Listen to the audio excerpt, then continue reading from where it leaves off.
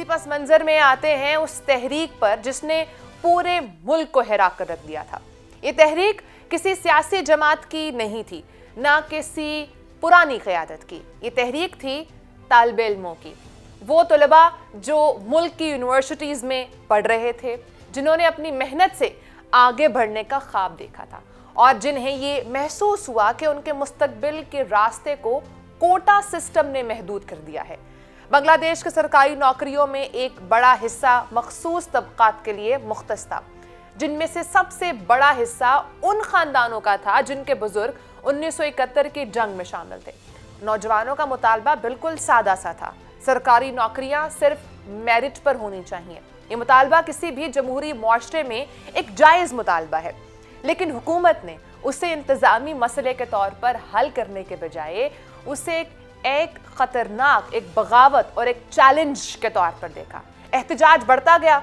इब्तिदा में ये तलबा का मसला था, फिर असातिज़ा जुड़े, फिर आम शहरी जुड़े, फिर सिविल सोसाइटीज़ आईं, लेकिन रियासत ने उस एहतजाज को सुनने के बजाय उसे दबाने का फैसला किया। यूनिवर्सिटीज़ में पुलिस दाखिल हुई, कैंप्स मैदान जंग बने, एहतजाजियों पर लाठीचार्ज हुआ, आंसू गैस चली और फिर वो हुआ जिसने पूरे बांग्लादेश को हिला कर रख दिया। बराह रास्त फायरिंग शुरू कर दी गई।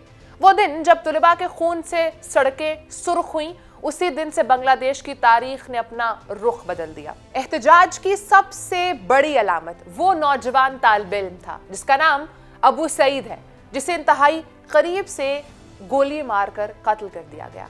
वो एक आम तालिब इल्म था, ना मुसल्लह ना पुरतशद्दुद। उसकी मौत एक अलामत बन गई, सिर्फ इसलिए नहीं कि वो मारा गया, बल्कि इसलिए कि उसकी मौत ने नौजवानों को बताया कि रियासत उन्हें शहरी नहीं बल्कि एक खतरा समझ रही है। अबू सईद की मौत के बाद एहतजाज में एक शदीद लहर आई। हर शहर में मुजाहरे शुरू हुए। नौजवानों ने उन्हीं सड़कों का रुख किया जिन पर आम तौर पर रियासत का कंट्रोल होता है। हुकूमत ने इनके खिलाफ सख्त कार्रवाइयाँ की, फायरिंग, गिरफ्तारियाँ, तशद्दुद, रात के वक्त छापे, सब कुछ हुआ।